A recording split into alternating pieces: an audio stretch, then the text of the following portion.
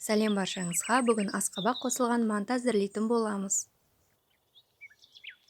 Ең алдымен оның қамырын жасап аламыз. Оған 1 жұмыртқа және 3 ас қасық өсімдік майын қосамыз және барлығын араластырып аламыз.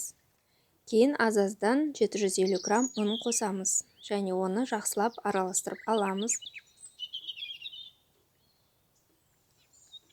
Кейін үстіне қайнап тұрған ыстық суды қосып, осылай вилкамен араластырып аламыз, кейін қолымыздың көмегімен илейміз. Қамырымызды жақсылап илеп болғаннан кейін оны демалдыруға алып қоямыз. Енді начинкамызға кірісеміз. Оған асқабағымызды осылай майдалап, төртбұрыштеп турап аламыз.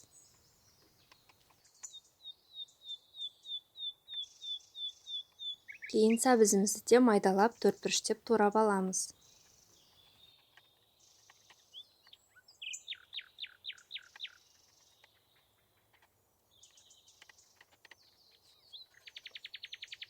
Енді пиязымызды да майдалап тураймыз.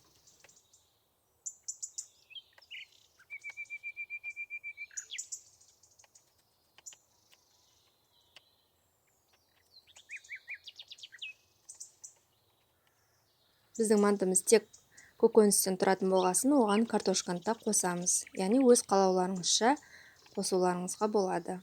Енді барлығын жақсылап араластырып, өздеріңізге ұнайтын дәмдеуіштер қосыңыздар. Және жұмыртқа қосыңыздар. Қамырымызды қатты жұқа қылмай жайып, осылай мантыларымызды түйіп аламыз. Енді мантаваркамыздың түбіне май жағып, осылай мантыларымызды қойып шығып, бетіне де жақсылап май жағып шығамыз.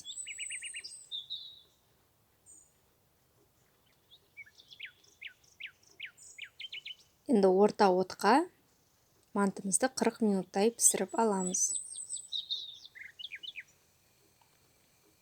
Мінекей, мантымыз дайын болды. Өте дәмді әрі ауызда ерейтіндей болып шықты.